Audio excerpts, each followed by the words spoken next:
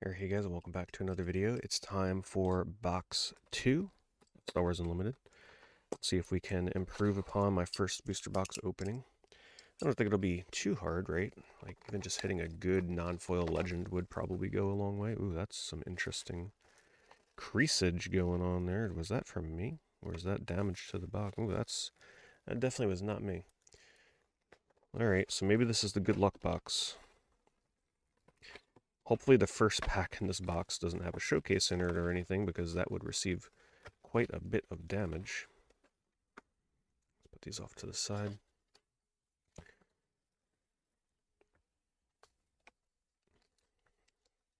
$24 packs in a box if you haven't watched before. I do encourage you to watch my other. Right off the bat, we got Hyperspace IG88. Looks awesome. Love the colors. I encourage you to watch my other videos before this one if you're unsure of how the packs work in here. Since this is my third time opening a booster box, or a packs, or video, whatever you want to say, for Star Wars Limited, at this point I will kind of assume that you know what we're looking for here with hyperspaces and rarities. So if you're a little unsure, I do encourage you to watch my first two videos. My booster box 1 opening, we got a rare Obi-Wan, nice. Let's do this. Actually, I'm just going to put all my rares in here. What the heck? I'm so disorganized. so disorganized. We'll do that. Because I'll break down the rarities a bit more for you in those videos. This one, we're kind of just going to just enjoy the cards, look for the good pulls. Not going to get too in-depth into the ins and outs of the rarities, but the basics of what you need to know.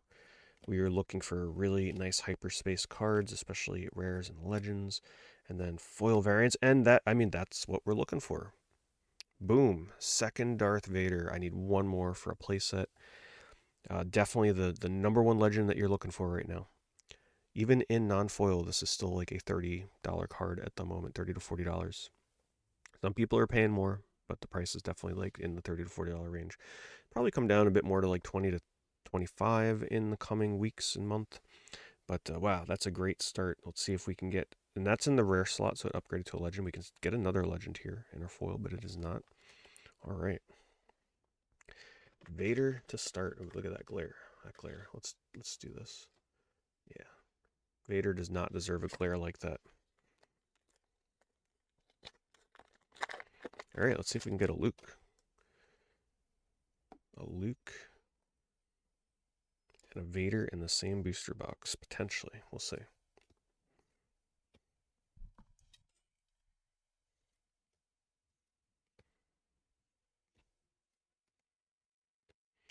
Not really sure what leaders I'm going to gravitate towards. That actually looks really good in hyperspace. I love the colors they did on this one. Not really sure what leaders and aspects I'm going to gravitate towards quite yet. Probably going to try a little bit of each leader, each color combination, see what feels good to me. The fun thing about this card, I watched a video and somebody brought up a really good point on how you could use this. Now you might look at this, okay, 2 costs for +3/+3 to your unit, but it can't attack a base, so you might be like, oh, okay, I can attach this to a unit and help clear the board. But what some people do with this card is you can attach this on your opponent's units, and then they can attack a base. So if you have a deck that's really centered around like space units, vehicle units, you can plop this on like their ground units and maybe lock out a leader from even being able to attack, like a Sabine Wren. So fun little combo you can do with that and take your opponent off guard. They might be like, oh, thank you for the +3/+3, and then they're like, wait a minute, I can't do anything.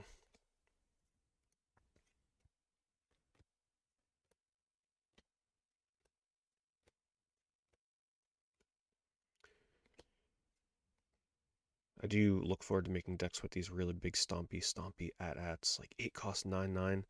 When this unit attacks and defeats a unit, you may deal the excess damage from this attack to enemy ground units. Oh, we got something big coming up.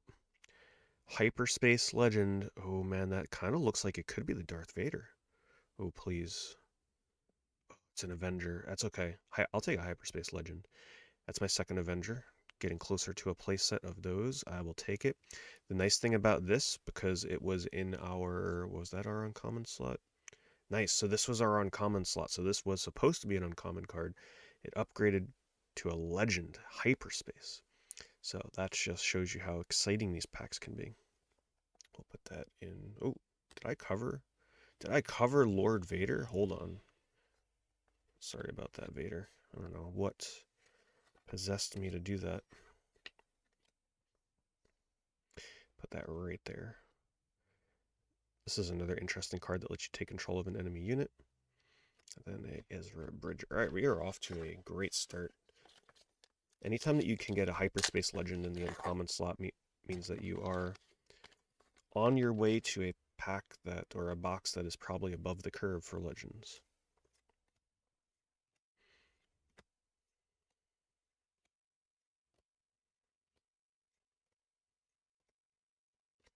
Okay, no upgrades this time in the uncommon slot, except for this hideous Han Solo card. Ooh, an Emperor Palpatine in the rare, very nice. Hyperspace Outer Rim Headhunter, raid 1. On attack, if you control a leader unit, you may exhaust a non-leader unit. Pretty good card if you're playing, what is it? I forget which cards and leaders let you exhaust cards, but yeah, you can really lock out opponents with stuff like this. Just keep exhausting their units. So that's our first Hyperspace foil.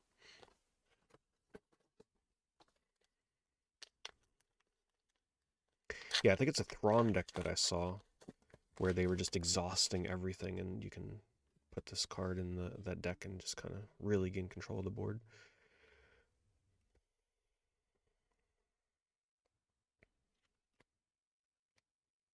So last booster box, we got 3 Hyperspace foils. I need more of this guy. One of the best commons in the game.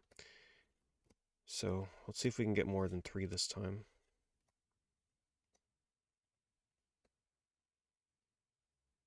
Oh, that's our rare, okay. Bounty Hunter Crew, pretty good foil to get. Very playable card. Puts an event back into your hand with Ambush, so it sort of has a haste effect coming out at 4/4. One of these days we're going to open a pack and we're going to get hit with a showcase card, boy. One of these days it'll be super exciting. 1 in 12 booster boxes, and the thing is it hits you right in the face. It's the first card in a pack. Ooh, Hyperspace Chewbacca, that looks nice. True Strike, deal direct damage based on your friendly unit's power. So if you're playing a deck where you're putting a lot of experience tokens and upgrades, or just have high attack power in general in your deck, it's a pretty good card.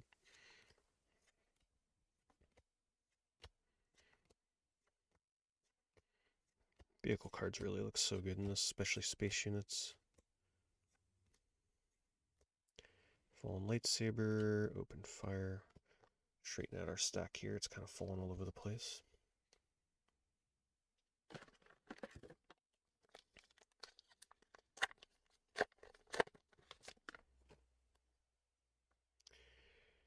Got Krennic. Love the art on this, by the way. So this is a ramp card, so when it's defeated, you can turn it into a resource. Resource is essentially like your mana in this game. Love the art on that guy. Super Laser Technician.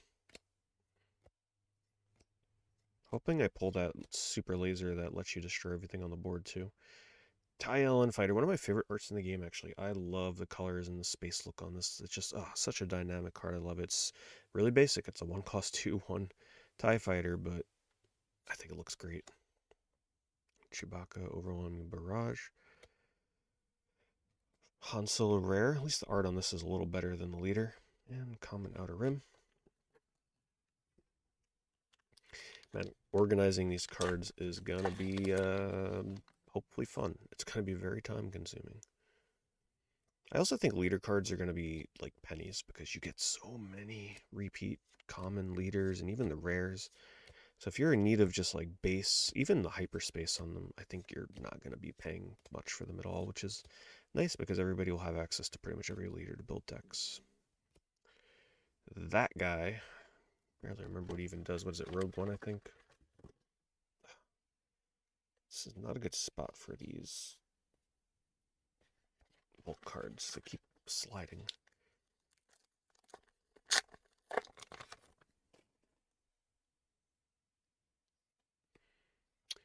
Hyperspace. Death Trooper, one of the best commons in the game.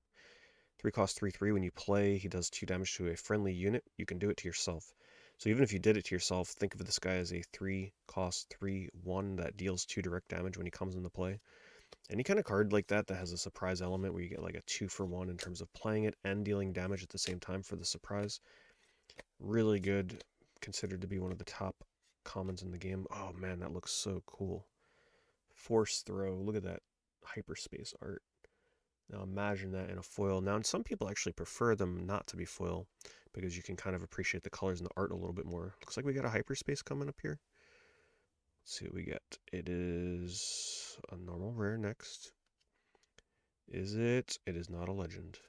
Oh, yeah, I said that in the last booster box opening, I think.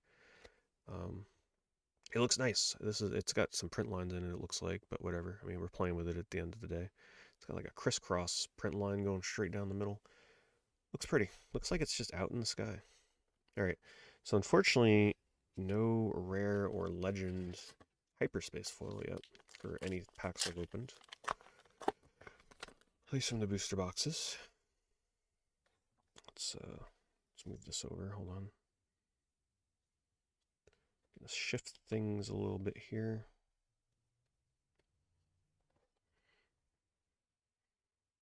See how things are sliding. I gotta change my setup before I open another box. Things keep slipping. Let's turn this sideways and let's start a second stack. Oh boy. Alright, well, that didn't work. Let's put these way over here. Welcome to opening booster packs with me. Alright.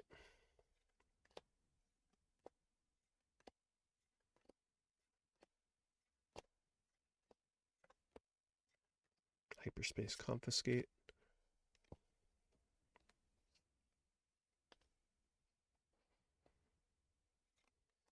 I actually really like the artwork on this one is really growing on me.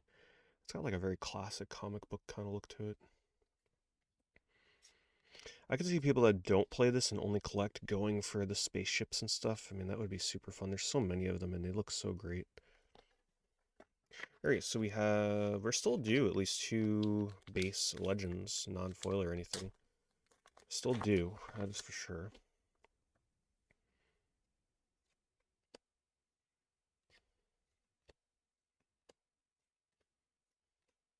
I want hyperspace foils too of the very playable commons. Cards like this that you are probably going to be using in a ton of decks. And our second legend is a Vigilance. I do have one of these already in hyperspace, so, you know, not bad. We're looking for playsets of everything. So that is our third legend of the box. And then a foil Bosk, which is nice. Looks like we're about halfway through. Box number 2.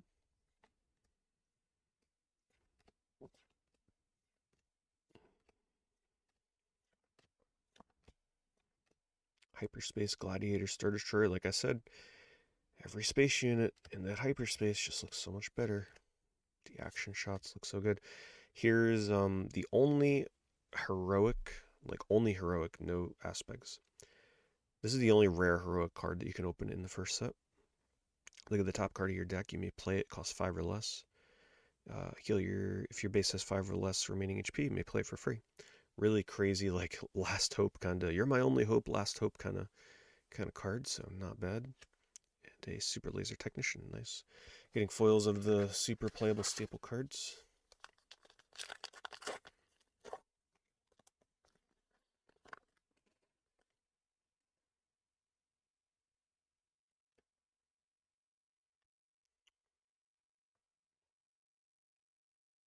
Oh my goodness, please.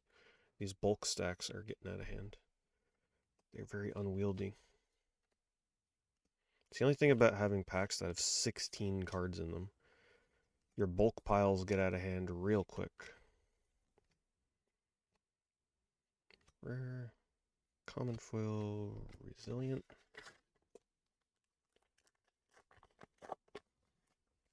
For those of you that are getting into this yourself, let me know in the comments. What are you thinking about it? What are you thinking of the pack opening experience so far?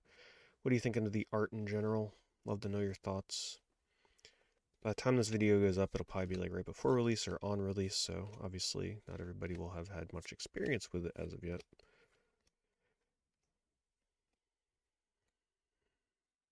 Count Dooku. I think that's my first Count Dooku. Another really good card. He comes into play shielded, and you can defeat a unit with 4 or less remaining HP, so great control kind of card. And a foil 7th Sister. Is that rare? Yeah, that's a rare. Symbols can be a little hard to see on this sometimes, especially in the foil card. I kind of rely on the color, but when it's foiled, it can be kind of hard to see the color. Another thing that I've noticed with these cards too, they do a really good job of theming effects to the character. So for example, like a probe droid will look at your opponent's hand. It kind of reveals and probes for the information. So I think they've done a really good job of designing cards that are based on the lore of Star Wars and the characters themselves. It's not just like, all right, here's this character from Star Wars, let's throw some random stats on them. No, they've done a great job of actually theming cards to the characters themselves.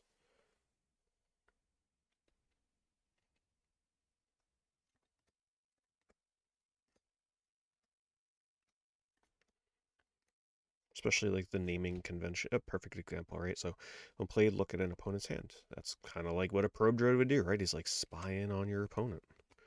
Ooh, we haven't seen this yet. Ruthless Raider, 4/6. When played and when defeated, deal 2 damage to an enemy base and 2 damage to an enemy unit. It's not bad for a space unit. Kind of beefy. 6 cost is quite a lot though for a space unit. Alliance X-Wing, very playable base space card. 2 for 2/3. The space cards will always kind of be understated compared to ground units. So you might look at that and be like, oh, there's nothing special about a 2 for 2/3 or a 2/3 for 2. But yeah, a 2/3 for 2 in the space arena is actually not bad. Yoda, that's I think one of my first or second Yodas I pulled. Love the art on this. This in Hyperspace foil would probably be one of my favorite arts. Don't get cocky. Gamorrean Guards. Alright, we're getting down to our final packs here. At this point, we are still due a third non-foil legend, I believe. Oh, Hyperspace Boba, that's nice. Ooh, and a Hyperspace base. I don't think I've had a pack like that before, see? There's always something new and exciting.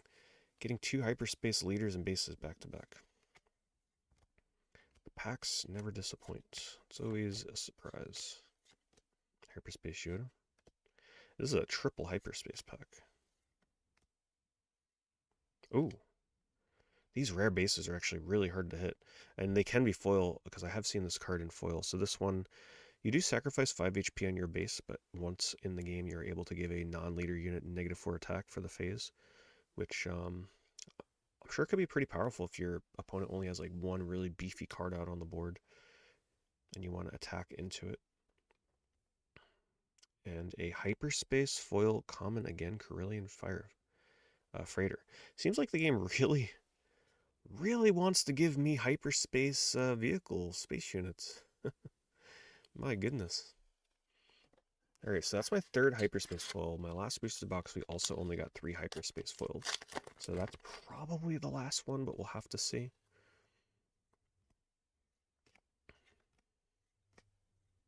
Once again, no crazy rarities in those hyperspace foils yet.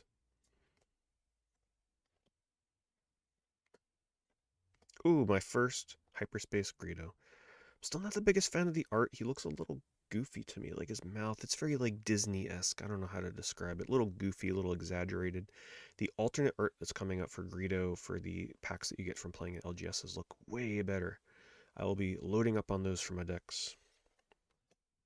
First time getting this guy as well. Foil Jedi lightsaber. We are down to the final 3 packs. I think we are still due a legend, right? Let's see, hold on. 1, 2, yes, we are still due a legend. Oh, once again, Anakin and the Darth Vader. That's the second time that's happened to me, getting the Anakin Darth Vader combo in my openings. Somebody pointed out in my first video how I opened a pack that had the card with Anakin, and then immediately after was Darth Vader. I'm like, oh man, how did I not notice this? Such a cool pack. Hyperspace foil of this guy. Many of them, please. Super, super playable for command. Oh, man. Loving these purple-red skies with these vehicles. Inferno 4. Great card as well. Always nice to get a nice playable card in Hyperspace. And a uncommon foil Force Choke, just a normal foil. Great comic book kind of art on that too. I think as this card game goes on, the art is really gonna the artists are definitely gonna find their niche and kind of kick it in the high gear with their really unique looking comic book style art. Right now things are a little over the place with the artwork, but I really do think they're gonna really start improving these arts as time goes on.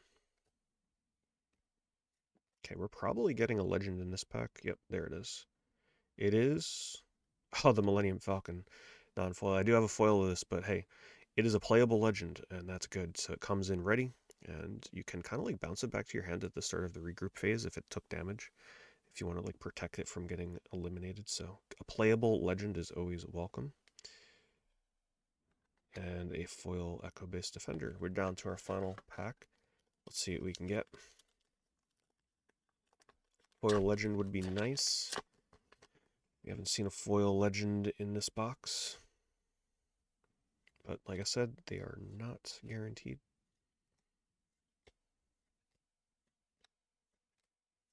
Man, the stacks of cards here is going to be a nightmare to deal with once I stop recording. Rare did not upgrade to legend, and our last foil is a common rogue operative. Alright, that's going to do it. Let's do a quick recap. So we got 3 hyperspace foils. Once again, same as my last box. All space vehicles. We got... Let's see how many hyperspace we got this time. Last time we got 21. 1, 2, 3, 4, 5, 6, 7, 8, 9, 10, 11, 12, 13, 14, 15, 16, 17, 18, 19, 20. So one less than last time. And then our legends, we got our normal Millennium Falcon, Vigilance, our one uncommon that upgraded to a hyperspace legend, which looks amazing, Avenger, and the Darth Vader, which definitely added some good value to this box. Maybe eventually we'll pull this guy in a hyperspace or hyperspace foil, or even a foil. Super playable card. Man, if you want to make a valuable card for your card game, get some awesome Darth Vader art and then make him one of the best cards in the game. They knew what they were doing there, boy, believe me. Anyway, guys, thanks for watching. I'll see you in the next box opening for Star Wars Unlimited.